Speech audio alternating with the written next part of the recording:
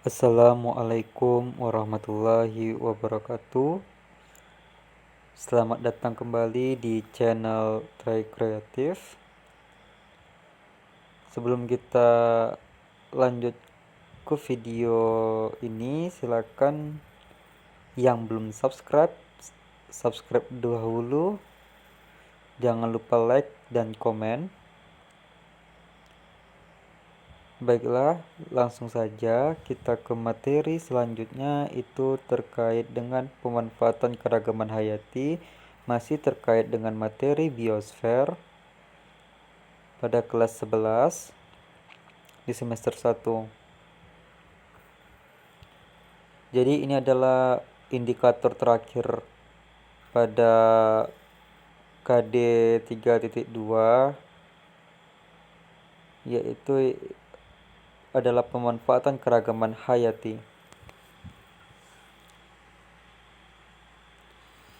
Jadi pemanfaatan keragaman hayati itu memiliki banyak manfaat, seperti sebagai sumber pangan, kemudian sebagai obat-obatan, sebagai objek rekreasi, bahan untuk kerajinan, kemudian minyak dan lilin, kemudian bahan industri. Nah, kita lihat satu persatu kegunaannya. Yang pertama itu sebagai sumber pangan. Untuk sumber pangan, itu misalnya seperti nasi sebagai sumber karbohidrat untuk manusia, itu merupakan berasal dari beras atau singkong. Kemudian ada juga kentang, sayur-sayuran, dan buah-buahan. Dan contoh minuman itu seperti daun teh, kemudian daun kopi, dan tebu. Kemudian contoh sebagai obat-obatan. Pemanfaatan keragaman hayati sebagai obat-obatan itu yang pertama adalah tumbuhan juga bisa dimanfaatkan sebagai bahan pembuatan jamu dan obat-obatan tradisional. Contohnya seperti kunyit, lengkuas, jahe, dan masih banyak yang lainnya. Kemudian digunakan sebagai bahan baku industri. Contohnya seperti bahan baku kapas. Kemudian dipintal menjadi benang, yang kemudian benang tersebut ditenun dan menjadi sebuah kain tenun. Kemudian contoh lainnya ada getah karet. Bahan bakunya kemudian diolah menjadi ban mobil. Sedangkan kegunaan untuk objek rekreasi, keragaman hayati bisa dimanfaatkan, contohnya itu seperti pariwisata, penelitian, dan pendidikan. Kemudian minyak dan lilin, ini seperti sirih dan untuk wangi-wangian. Kemudian sebagai bahan untuk kerajinan, contohnya itu seperti ukiran kayu jati dijadikan perabot rumah tangga seperti kursi, meja, dan lain-lain. Dia bisa menghasilkan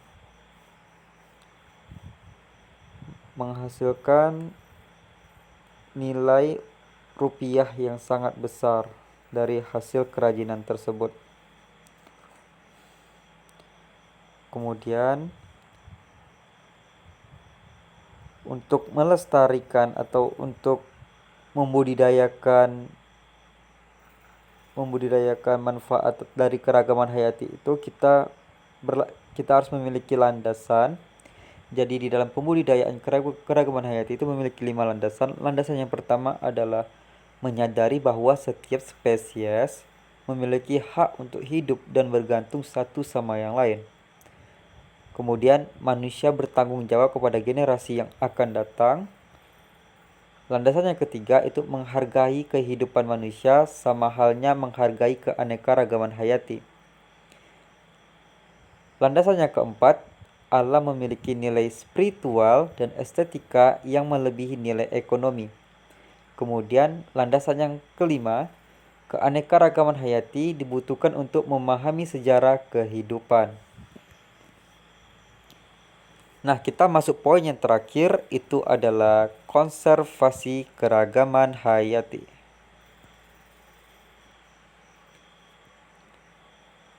Indonesia memiliki 10% spesies tumbuhan berbunga yang ada di dunia.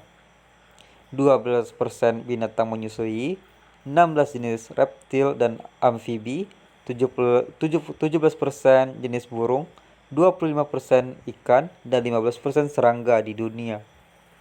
Kekayaan ini diperlukan upaya untuk langkah konservasi atau perlindungan untuk menjaga kelestarian flora dan fauna tersebut.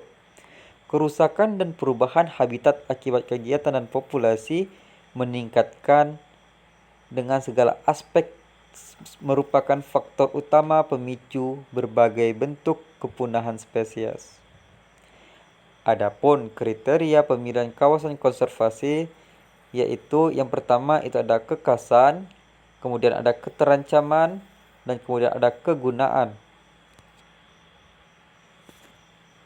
Berdasarkan Undang-Undang Nomor 26 Tahun 2007 tentang kawasan yang dilindungi atau dikonservasi bagi pelestarian alam terbagi ke dalam dua kelompok, yaitu ada kelompok kawasan suaka alam, kemudian ada kawasan pelestarian alam. Kawasan suaka alam itu terdiri dari cagar biosfer, cagar alam, dan suaka marga satwa.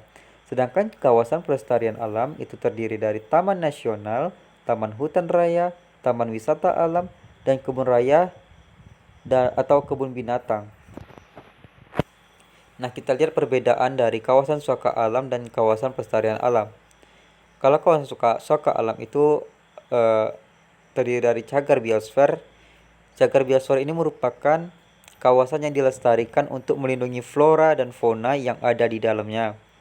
Sedangkan cagar alam itu kawasan suaka alam yang keadaan alamnya memiliki kekasan tumbuhan, satwa, dan ekosistem. Jadi dari sini memiliki fauna dan flora yang khas di dalam suatu ekosistem tersebut. Kemudian ada suaka marga satwa. Suaka marga satwa ini merupakan kawasan suaka alam yang ditetapkan untuk melindungi satwa tertentu dan habitatnya. Kita lihat kawasan pelestarian alam. Kawasan pelestarian alam ini terdiri atas 4. Yang pertama ada Taman Nasional.